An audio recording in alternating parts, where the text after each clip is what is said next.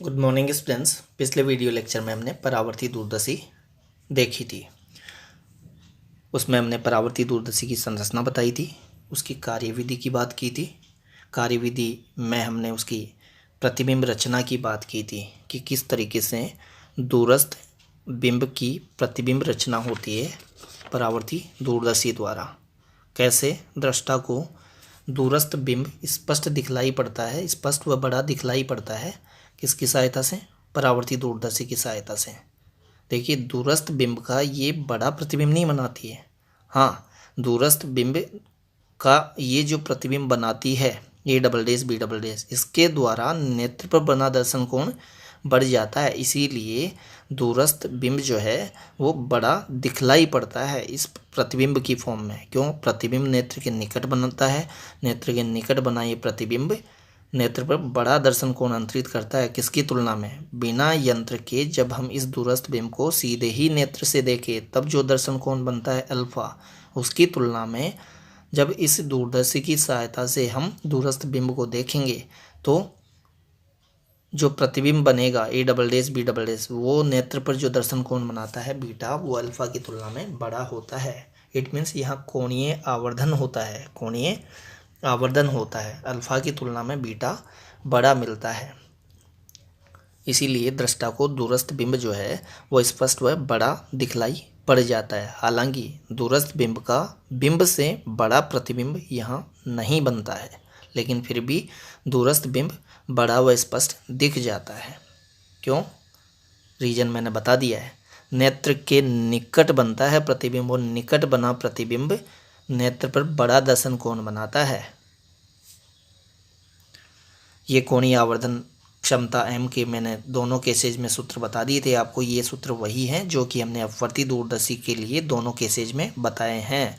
बस अपवर्ती दूरदर्शी में यहाँ नेगेटिव साइन है, यहाँ भी नेगेटिव साइन है, लेकिन यहाँ परावर्ती दूरदर्शी में नेगेटिव साइन नहीं है। अपवर्ती दूरदर्शी में ये वाली एफ नोट जो थी वो अभिदर्शक लेंस की फोकस दूरी थी। यहाँ एफ नोट जो है वो अभिदर्शक दर्पण की फोकस दूरी है, अभिदर्शक दर्पण की फोकस दूरी है। क्लियर बात? एफ ई तो वहाँ भी अभिनेत्र लेंस की फोकस दूरी थी और यहाँ भी अभिनेत्र लेंस की फोकस दूरी ही है। अब नेत्रिका तो वहाँ भी उत्तल लेंस ही होता है और नेत्रिका तो यहाँ भी उत्तल लेंस ही है। कम फोकस दूरी व छोटे द्वारक का होता है ये उत्तल लेंस, ये बड़ी फोकस दूरी व बड़े द्वारक का होता है अभिदर्शक दर्पण, जो कि या तो अवतल दर्पण होता है या परवलयाकार दर्पण होता है। अगर परवलयाकार दर्पण यूज में लेंगे तो यहाँ पर कौन सा दोष नहीं होगा? हमने पिछले वीडियो लेक्चर में बात कर ली थी। परवलयाकार दर्पण यूज में लेंगे तो गोलीय विपतन का दोष भी उत्पन्न नहीं होगा। वर्ण विपतन का दोष तो यहाँ वैसे भी नहीं होता है। परावर्तन से बने प्रतिबिंब में वर्ण विपतन का दोष नहीं होता है। ये सारी बातें हमने पिछले वीडियो लेक्चर में देख ली थी।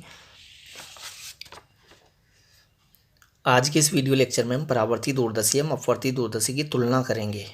इससे हमें यह भी पता चल जाएगा कि परावर्ती दूरदर्शी अपवर्ती दूरदर्शी की तुलना में श्रेष्ठ क्यों है। परावर्ती दूरदर्शी के क्या लाभ है, क्या एडवांटेजेज है किस पर? अपवर्ती दूरदर्शी पर। आधुनिक जो दूरदर्शियाँ जो है वो परावर्ती दूरदर्शियाँ ही होती है। आज ज़्यादातर जो दूरदर्शियाँ बनाई जाती है वो परावर्ती दूरदर्शियाँ ही बनाई जाती है। उसका क्या कारण है वो हम यहाँ देख रहे हैं। 4 पॉइंट्स में हमने इसको बताया है। देखिए, एक बात तो ये कि मैं इजी से ही ले लेता हूँ जिनको हम पहले से जानते हैं, जिसकी हमने अपवर्ती दूरदर्शी में भी बात की थी। मैं पहले सेकंड पॉइंट बता देता हूँ आपको। देखिए, परावर्ती दूरदर्शी से बने प्रतिबिंब में वर्ण विपतन का दोष नहीं होता, क्योंकि यह दोष अपवर्तन से बने प्रतिबिंब में पाया जाता है। ये बात हमने बताई भी थी। कहाँ पर? अपवर्ती दूरदर्शी के थर्ड वीडियो लेक्चर में। अपवर्ती दूरदर्शी के थर्ड वीडियो लेक्चर में हमने अपवर्ती दूरदर्शी से बने प्रतिबिंब में दोषों की बात की थी। वहाँ हमने कहा था कि अपवर्ती दूरदर्शी में प्रतिबिंब अपवर्तन से बनता है और अपवर्तन के कारण जो प्रतिबिंब बना है उसमें वर्ण विपतन का दोष होता है। इट मीन्स किसी ब्लैक एंड वाइट ऑब्जेक्ट की कलर्ड इमेज बनती है वर्ण विपतन के दोष के कारण। किसमें? अपवर्ती दूरदर्शी में कलर्ड इमेज बनेगी किसी ब्लैक एंड वाइट ऑब्जेक्ट की, जबकि परावर्ती दूरदर्शी से बने प्रतिबिंब में ये दोष नहीं होगा, क्योंकि परावर्ती दूरदर्शी में प्रतिबिंब परावर्तन से बनता है, न कि अपवर्तन से। और ये वर्ण विपतन का दोष अपवर्तन के कारण उत्पन्न होता है, न कि परावर्तन के कारण, न कि परावर्तन के कारण। इसकी डिटेल में हम बात कर चुके हैं अपवर्ती दूरदर्शी के 3rd वीडियो लेक्चर में, जिसमें हमने गोलीय विपतन व वर्ण विपतन की डिटेल में बात की थी। यहाँ तो केवल मैं नाम लेके चल रहा हूँ वर्ण विपतन दोष का। वर्ण विपतन दोष होता क्या है, गोलीय विपतन दोष होता क्या है, इसके लिए आप अपवर्ती दूरदर्शी का 3rd वीडियो लेक्चर देखें, वहाँ मैंने डिटेल में बता रखा है। यहाँ केवल मैं डायरेक्ट नाम लूँगा वर्ण विपतन दोष का, गोलीय विपतन दोष का। तो परावर्ती दूरदर्शी से बने परावर्ती दूरदर्शी में परावर्तन से प्रतिबिंब बनता है और परावर्तन से बने प्रतिबिंब में वर्ण विपतन वाला दोष उत्पन्न नहीं होता है। जबकि अपवर्ती दूरदर्शी में प्रतिबिंब रचना अपवर्तन के कारण होती है, अपवर्तन से होती है, और अपवर्तन से लिंक्ड दोष है, अपवर्तन के कारण उत्पन्न हुआ दोष होता है वर्ण विपतन का दोष। क्लियर है बात? तो ये बात स्पष्ट होगी कि परावर्ती दूरदर्शी परावर्ती दूरदर्शी में वर्ण विपतन का दोष नहीं होगा, अपवर्ती दूरदर्शी से बने प्रतिबिंब में ये दोष होगा। तो ये पॉइंट हमें क्या बता रहा है? ये पॉइंट ये बता रहा है कि परावर्ती दूरदर्शी श्रेष्ठ है किसकी तुलना में? अपवर्ती दूरदर्शी की तुलना में, क्योंकि परावर्ती में ये दोष नहीं है, अपवर्ती में ये दोष है। फिर एक दोष जो है वो गोलीय विपतन का दोष होता है। कौन सा दोष होता है? गोलीय विपतन का दोष। ये देखिए, ये बता रखा हमने 3rd में। गोलीय विपतन का जो दोष है वो लेंस हो चाहे गोलीय दर्पण हो, दोनों से बने प्रतिबिंब में ही पाया जाता है, क्योंकि लेंस जो है वो भी गोलीय शेप में होते हैं और दर्पण जो है, गोलीय दर्पण जो है वो भी गोलीय शेप में होते हैं, अवतल दर्पण और उत्तल दर्पण।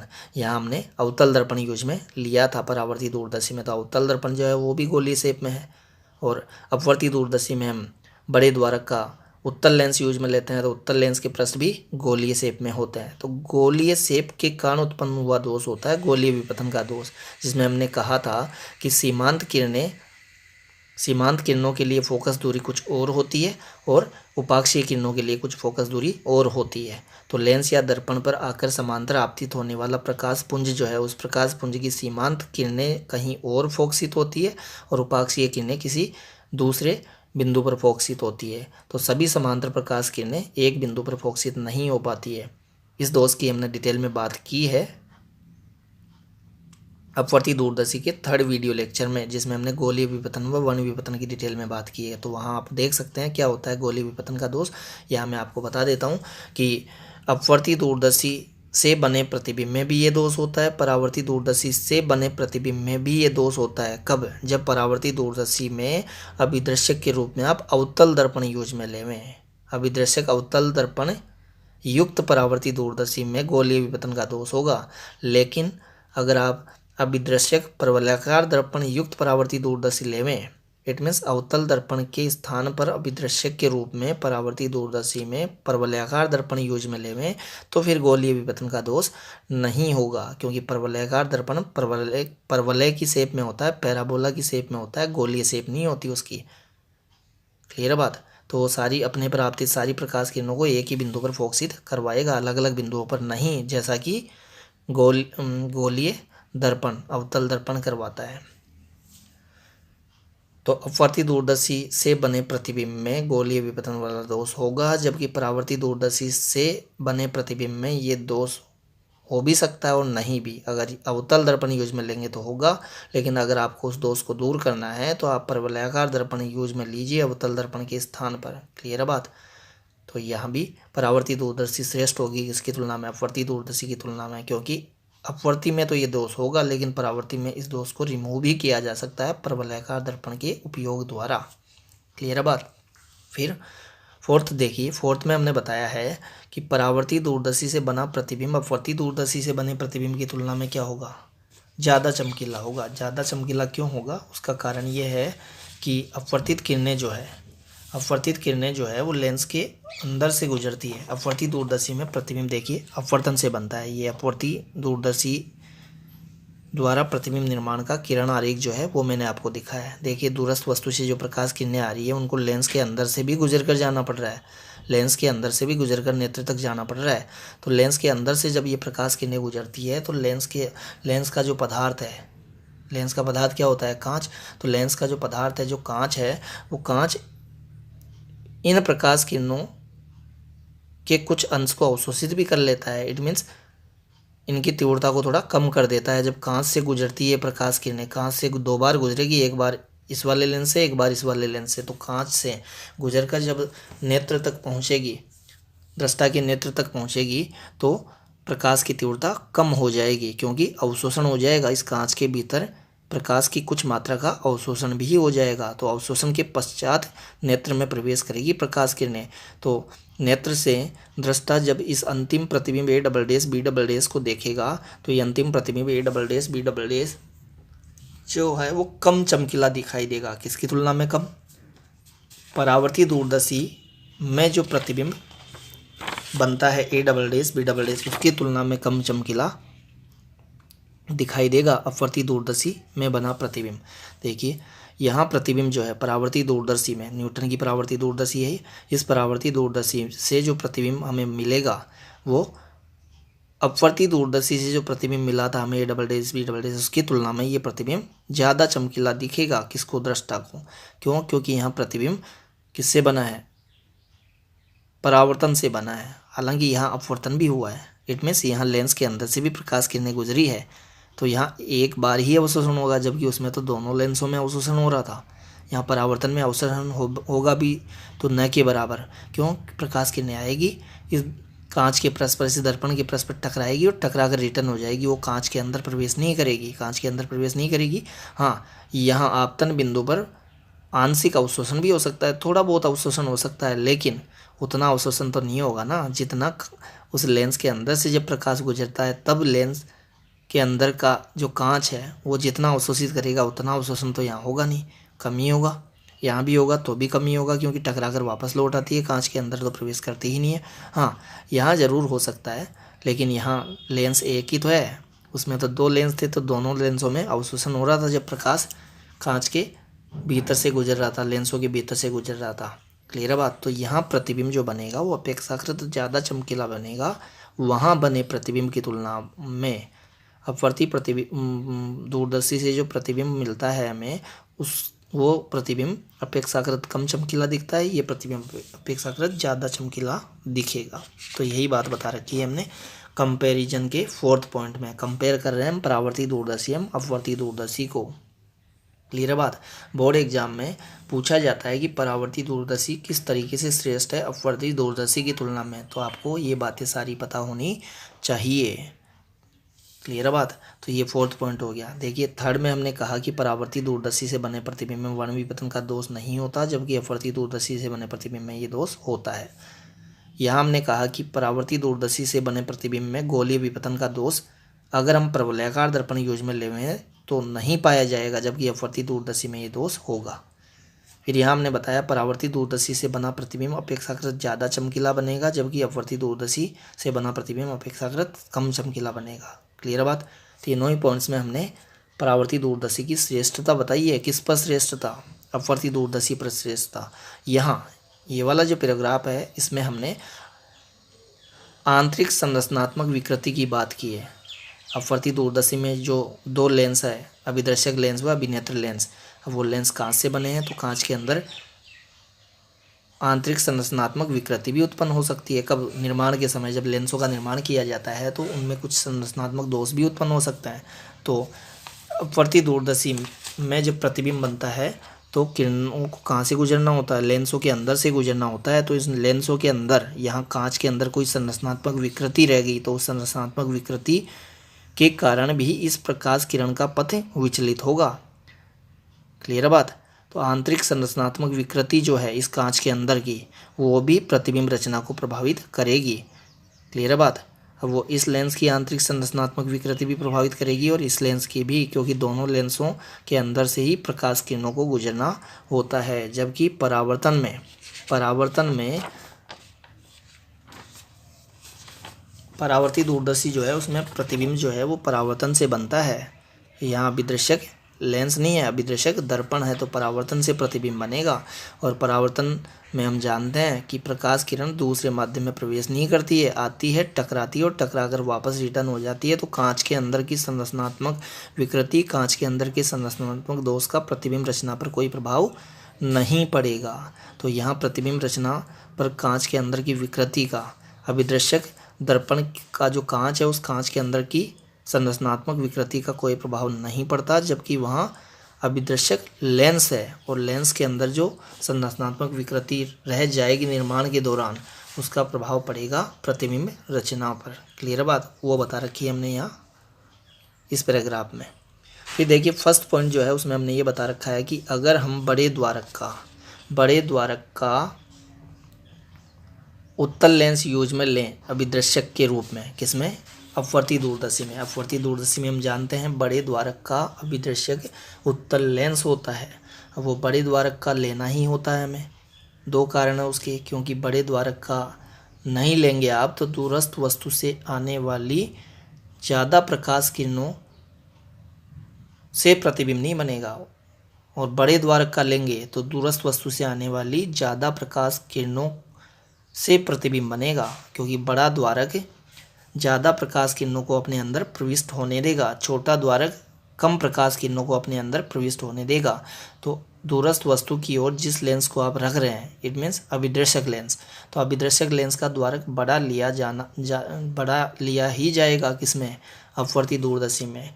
तो बड़ा लेंगे तो प्रतिबिंब तो चमकीला बन जाएगा, और बड़ा लेने से विभेदन क्षमता भी यंत्र की बढ़ जाती है। विभेदन क्षमता क्या होती है इसकी हम नेक्स्ट चैप्टर में, तरंग प्रकाशिकी चैप्टर में डिटेल में बात करेंगे। रफ आइडिया मैं आपको दे देता हूँ। विभेदन क्षमता हम बोलते हैं पास स्थित दो बिंबों को, पास स्थित दो वस्तुओं को अलग अलग करके स्पष्ट दिखाने की जो क्षमता है, दो वस्तुओं को दो ही दिखाए एक नहीं, दो वस्तुओं को दो ही दिखाए एक नहीं, तो उसको हम बोलते हैं विभेदन क्षमता। बहुत पास स्थित वस्तुएं जो है उनको कई बार प्रकाशिकी यंत्र जो है वो दोनों को मिलाकर एक ही दिखा देता है, यूँ पता नहीं चल पाता कि ये वस्तुएं दो है कि एक है। जब प्रकाशिकी यंत्र से पास स्थित दो वस्तुओं को देखते हैं तो वो दो नहीं एक ही दिखलाई पड़ती है। तो अगर कोई यंत्र पास स्थित वस्तुओं को भी स्पष्टतया दूर दूर दिखा सके, मतलब दो है तो दो को दो ही दिखाए एक नहीं, तो इस क्षमता को हम बोलते हैं विभेदन क्षमता। तो बड़े द्वारक का उत्तल लेंस लेंगे हम अपवर्ती दूरदर्शी में, कौन सा लेंस, अभिदर्शक लेंस, तो उसकी विभेदन क्षमता भी ज़्यादा होगी, विभेदन क्षमता भी ज़्यादा होगी। तो प्रतिबिंब चमकीला बनाने के लिए और विभेदन क्षमता ज़्यादा रखने के लिए हमें अपवर्ती दूरदर्शी में अभिदर्शक लेंस जो है वो बड़े द्वारक का लेना ही पड़ेगा। तो बड़े द्वारक का लेना पड़ेगा, लेकिन बड़े द्वारक का लेंगे तो समस्या क्या आएगी, बड़े द्वारक का लेंगे तो वो काफ़ी भारी होगा, क्योंकि उसमें बहुत ज़्यादा कांच लगा होगा, बहुत भारी होगा और महंगा भी होगा, निर्माण में भी कॉस्ट ज़्यादा लगेगी और मटेरियल भी ज़्यादा लगेगा, कांच ज़्यादा लगेगा और उसको बनाने का चार्ज जो होगा वो भी ज़्यादा होगा। तो भारी होगा और महंगा भी होगा। अब भारी है तो उसको टिका कर रख पाना भी मुश्किल होगा। हमने संरचना में बताया था कि नली होती है, उस नली के एक किनारे पर हम टिका कर रखते हैं, फिक्स करके रखते हैं किसको, अभिदर्शक लेंस को। तो उस लेंस को टिका कर रख पाना भी मुश्किल होगा, क्योंकि वो बहुत भारी है और बहुत भारी को हम टिका कर रख नहीं पाएंगे इजीली। क्यों नहीं रख पाएंगे, क्योंकि देखिए मान लीजिए ये लेंस समझिए, वैसे स्केलर लेंस नहीं है लेकिन इसको लेंस शेप में समझिए। लेंस को आप टिकाने के लिए सहारा इधर पीछे नहीं दे सकते। क्यों नहीं दे सकते, क्योंकि लेंस में प्रतिबिंब अपवर्तन से बनता है। अपवर्तन में प्रकाश किरण एक ओर से प्रवेश करती है और दूसरी ओर से निकलती है। तो अगर आपने पीछे के पृष्ठ को, लेंस के पीछे के पृष्ठ को अगर सहारा प्रदान कर दिया टिका कर रखने के लिए, तो पीछे की ओर प्रकाश किरणें अपवर्तन के पश्चात निकल ही नहीं पाएगी और प्रतिबिंब रचना कैसे होगी।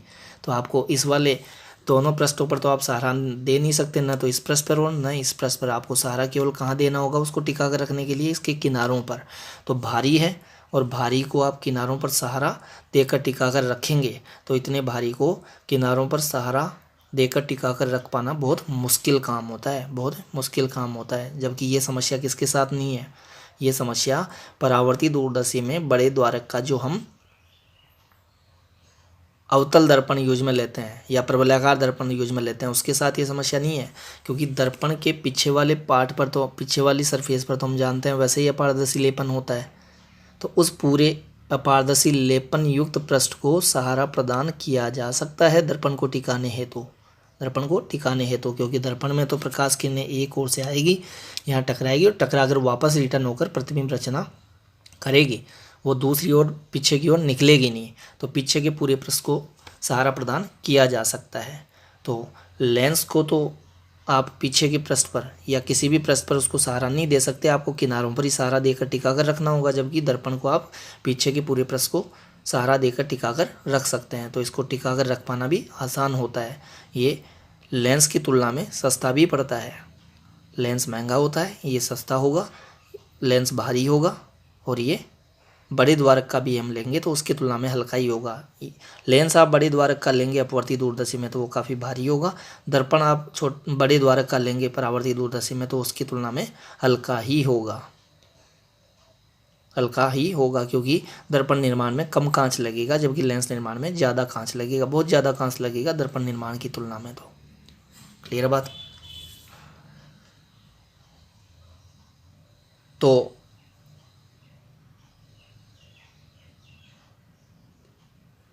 यहाँ आप बड़े द्वारक का दर्पण यूज में लेकर, परावर्ती दूरदर्शी में हम बड़े द्वारक का दर्पण यूज में लेकर प्रतिबिंब चमकीला भी बना सकते हैं और विभेदन क्षमता भी ज़्यादा रख सकते हैं, जबकि यहाँ आप बहुत ज़्यादा बड़े द्वारक का नहीं ले पाएंगे। अपवर्ती दूरदर्शी में जो लेंस लेंगे वो बहुत बड़े द्वारक का नहीं ले पाएंगे, क्योंकि बहुत बड़े द्वारक का लेंस बहुत भारी होगा, बहुत भारी होगा, उसको टिका कर रख पाना बहुत मुश्किल होगा, भारी भी होगा और महंगा भी होगा।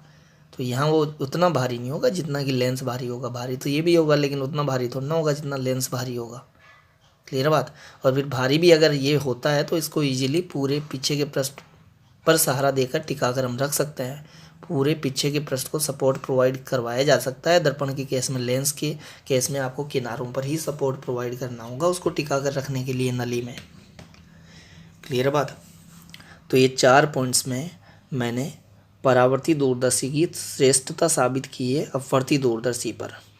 अब ये टॉपिक बोर्ड एग्जाम में कैसे भी पूछा जा सकता है। ऐसे पूछा जा सकता है कि परावर्ती दूरदर्शी अपवर्ती दूरदर्शी की तुलना में श्रेष्ठ है, तो वो श्रेष्ठता के आपको पॉइंट्स लिखने हैं, श्रेष्ठ आपको साबित करना है। क्लियर बात। या परावर्ती दूरदर्शी व अपवर्ती दूरदर्शी की तुलना कीजिए, ऐसे पूछा जा सकता है। या परावर्ती दूरदर्शी के क्या लाभ हैं अपवर्ती दूरदर्शी पर,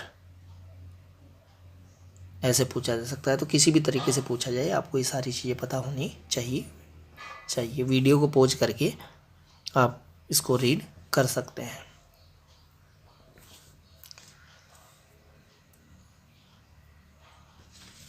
अब देखिए ये जो परावर्ती दूरदर्शी बताई थी, चैप्टर यहाँ कंप्लीट हो जाता है अपना, ये चैप्टर ही खत्म हो जाता है। यहाँ पर लास्ट टॉपिक परावर्ती दूरदर्शी ही है, और परावर्ती दूरदर्शी की अपवर्ती दूरदर्शी के साथ हमने तुलना करके यह बता दी है। तो ये हमारा चैप्टर कंप्लीट होता है। चैप्टर हमारा कौन सा चल रहा था, ये रे ऑप्टिक्स चल रहा था। कौन सा चल रहा था, रे ऑप्टिक्स, किरण प्रकाशिकी, जो कि बहुत इम्पोर्टेंट चैप्टर होता है और बच्चों को ये समझ तो आ जाता है, लेकिन इस पे प्रैक्टिस भी बहुत ज़्यादा करनी पड़ती है। जितनी आप प्रैक्टिस करेंगे उतना ही ये चैप्टर क्लियर होगा। केवल समझने से यहाँ काम नहीं चलेगा।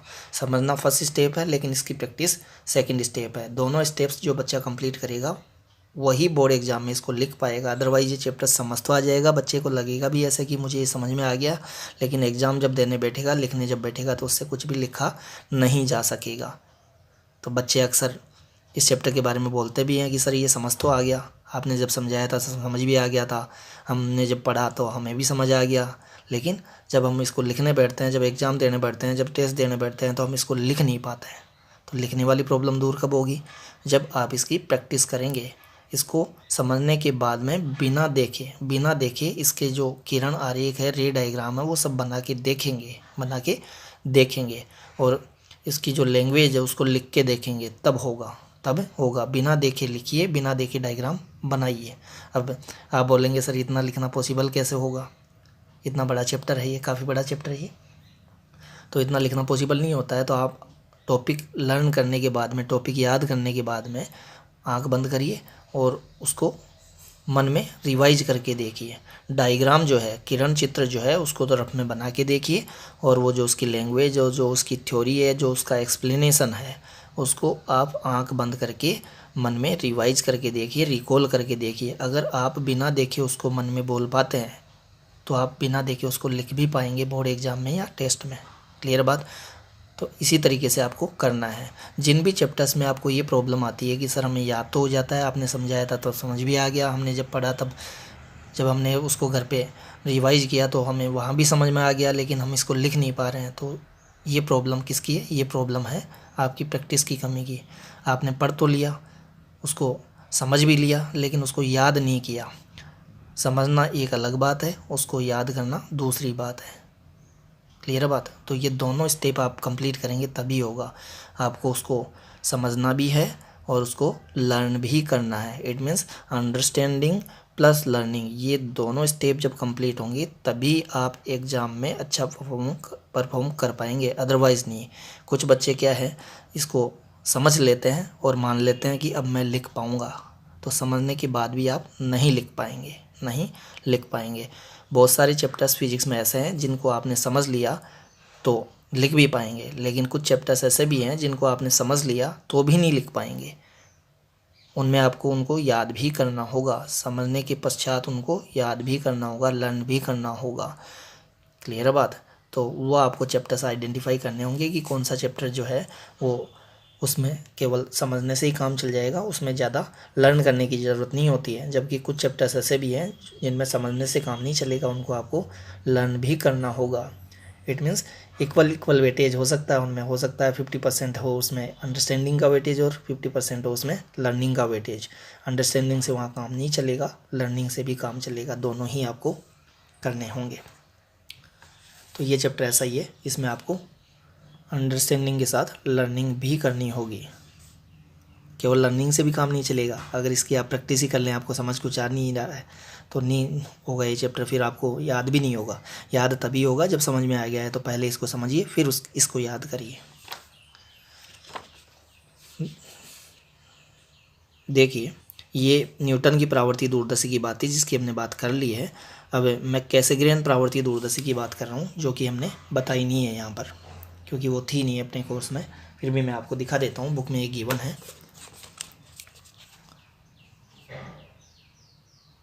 एसपी में ये गिवन है, ये देखिए, ये वो चौड़ी नली है जो कि हमने किस में बताई थी?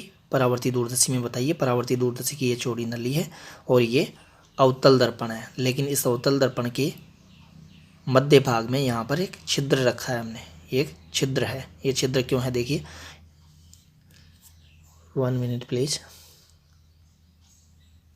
ये छिद्र इसलिए है, दूरस्थ वस्तु से जो समांतर प्रकाश किरणें आएगी वो इस अवतल दर्पण पर आपतित होगी। अवतल दर्पण उन समांतर प्रकाश किरणों को अपने फोकस की ओर भेजेगा। यहाँ इसका फोकस समझिए, इसके फोकस की बात नहीं कर रहा मैं, इसके फोकस की बात कर रहा हूँ, अवतल दर्पण के फोकस की बात कर रहा हूँ, अभिदृश्यक अवतल दर्पण के फोकस की बात कर रहा हूँ। इसको मैं FO नाम दे देता हूँ, O फॉर ऑब्जेक्टिव, अभिदृश्यक। देखिए, ऑब्जेक्टिव मिरर है, ऑब्जेक्टिव कॉनकेव मिरर है। ये सेकेंडरी मिरर बोला है जो कि कॉन्वेक्स मिरर है। इसका क्या यूज है? देखिए, ये समांतर प्रकाश किरणें आई, यहाँ पर आपतित हुई, आपतित होने के पश्चात ये अवतल दर्पण इनको किस ओर भेजेगा? अपने फोकस की ओर भेजेगा, अपने फोकस की ओर भेजेगा। लेकिन फोकस पर ये मिल जाए इससे पहले ही इनके रास्ते में, देखिए, ये फोकस पर जाकर मिल जाती। अगर ये दर्पण यहाँ रखा हुआ नहीं होता, अगर ये उत्तल दर्पण यहाँ रखा हुआ नहीं होता, तो ये प्रकाश किरण यहाँ आती और ये प्रकाश किरण भी यहाँ आती और यहाँ इमेज बनती, यहाँ इमेज बनती। तो अगर यहाँ इमेज बनती तो फिर दृष्टा को भी यहीं बैठना होता उस इमेज को देखने के लिए, और दृष्टा अगर यहाँ इस नली के अंदर ही बैठता तो इस नली से होते हुए ही तो दूरस्थ वस्तु से प्रकाश किरणें इस दर्पण पर अगर आपतित हो रही है और प्रतिबिंब रचना हो रही है। तो अगर यहाँ दूरस्थ वस्तु से आने वाली किरणों के रास्ते में ही अगर यहाँ दृष्टा बैठ जाएगा प्रतिबिंब को देखने के लिए, तो उस दृष्टा से टकराकर कुछ प्रकाश किरणें यहीं रुक जाएगी, वो दर्पण पर आकर आपतित नहीं हो पाएगी और अपेक्षाकृत कम प्रकाश किरणों से प्रतिबिंब रचना होगी जो कि कम चमकीली होगी। तो प्रतिबिंब कम चमकीला बनेगा कब? जब इस नली में ही यहाँ दृष्टा बैठ जाए बीच में। क्लियर बात? तो हमें प्रतिबिंब रचना यहाँ नहीं करवानी, हम प्रतिबिंब रचना, प्रतिबिंब को इस ओर से देखना चाह रहे हैं, दृष्टा को हम इस ओर रखेंगे, यहाँ रखेंगे दृष्टा को यहाँ नहीं। तो हमें क्या करना होगा? इन प्रकाश किरणों को यहाँ मिलने नहीं देना है, यहाँ प्रतिच्छेदित नहीं होने देना है, प्रतिबिंब रचना यहाँ नहीं होने देनी है। तो इन किरणों को यहाँ आकर मिलने से पहले ही रास्ते में ही हमने उत्तल दर्पण से इनको परावर्तित कर दिया है। देखिए, उत्तल दर्पण से परावर्तित कर दिया है। तो ये उत्तल दर्पण हमने यहाँ रखा हुआ है, इसको सेकेंडरी मिरर बोला है, द्वितीयक दर्पण है। ये प्राथमिक अभिदृश्यक अवतल दर्पण है, ये द्वितीयक दर्पण है। अब ये प्रकाश किरणें इस उत्तल दर्पण से परावर्तन के पश्चात आएगी और यहाँ पर इस वाली नली में, जो कि यहाँ पर इस अवतल दर्पण के बीच में एक छिद्र में व्यवस्थित रहती है नली। तो इस नली में ये लेंस है आई पीस, ये नेत्रिका है, अभिनेत्र लेंस है। और यहाँ पर इधर दृष्टा रहता है, दृष्टा की आँख यहाँ रहती है, दृष्टा अपनी आँख को यहाँ सटा कर रखता है इस नली के पास में। क्लियर बात। तो ये प्रकाश किरणें इस अभिदृश्यक लेंस से आई पीस से दृष्टा को दिख जाएगी। क्लियर बात। तो दृष्टा को यहाँ नहीं बैठना पड़ा, इस नली के अंदर नहीं बैठना पड़ा, इस चौड़ी नली के अंदर दृष्टा नहीं है, दृष्टा को हमने बाहर इधर ले लिया है, क्योंकि हमने प्रतिबिंब रचना इस ओर करवा ली है। क्लियर बात। तो इसमें एक तो है बड़े द्वारक का अवतल दर्पण और एक ये है ये छोटा उत्तल दर्पण। इसका क्या काम है मैंने बता दिया है। प्रतिबिंब रचना हमें यहाँ ना करवा कर प्रतिबिंब रचना इस ओर बाहर करवानी है, ताकि दृष्टा बाहर बैठा रहे इस नली के तो भी बाहर से ही उसको ये दिख जाए। तो इन प्रकाश किरणों को हमें यहाँ मिलने से पहले ही परावर्तित कर बाहर निकालना होगा इस नली से। तो इस ओर बाहर निकाल लिया है हमने, इस अवतल दर्पण के बीच में जो छिद्र होता है उससे बाहर निकाल लिया है। क्लियर बात। अब दृष्टा इस ओर से देख लेगा। तो ये कौन सी दूरदर्शी की बात है, ये कैसेग्रेन दूरदर्शी की बात है। कौन सी दूरदर्शी, हिंदी में इसको मैं लिख के बताता हूँ, कैसेग्रेन परावर्ती दूरदर्शी। तो अगर एग्जाम में कैसेग्रेन परावर्ती दूरदर्शी पूछा जाता है तो आप ये डायग्राम बनाएंगे, ये डायग्राम बनाएंगे। ये नली है, आपको सिंपल एक लाइन खींचनी है और ये भी लाइन खींचनी है। फिर ये क्या बनाना है, आपको अवतल दर्पण बनाना है। ये अपारदर्शी लेपन किया हुआ है, इस पर इधर इस वाले पृष्ठ की ओर अपारदर्शी लेपन है और इस ओर वाला जो पृष्ठ है वो परावर्तक पृष्ठ है। क्लियर बात। तो ये समझ में आ गया होगा। प्रतिबिंब रचना इसके लिए आप लिख सकते हैं, दूरस्थ वस्तु से आने वाली समांतर प्रकाश किरणें अवतल दर्पण पर आकर आपतित होगी। अवतल दर्पण इनको अपने फोकस की ओर भेजेगा, लेकिन फोकस पर इनके मिलने से पहले ही उत्तल लेंस द्वारा इनको परावर्तित करके इस अवतल दर्पण के मध्य में जो छिद्र होता है उस ओर भेज दिया जाता है और प्रतिबिंब रचना करवा ली जाती है। नेत्र यहाँ रहता है, इट मीन्स दृष्टा इधर रहता है तो देख लेता है इसको। क्लियर बात। लेकिन ये ध्यान रखिएगा, ये जो उत्तल लेंस रखा हुआ है वो इस अवतल दर्पण के फोकस से कुछ इस ओर रखा हुआ होगा। क्लियर बात। फोकस के इस ओर आपने रख दिया तो कोई मतलब ही नहीं रहा, क्योंकि इसका काम है इन किरणों को फोकस पर जाकर मिलने से पहले ही परावर्तित कर देना। मिलने से पहले तभी परावर्तन होगा जब आप इसको इस वाले दर्पण के फोकस के इस ओर रखें। क्लियर बात। फोकस से पहले ही दर्पण की ओर, इस दर्पण की ओर रखते हैं इस वाले दर्पण को। तो ये कैसेग्रेन परावर्ती दूरदर्शी है। कौन सी दूरदर्शी, कैसेग्रेन परावर्ती दूरदर्शी। और ये कौन सी दूरदर्शी थी, ये थी न्यूटन की परावर्ती दूरदर्शी। क्लियर है।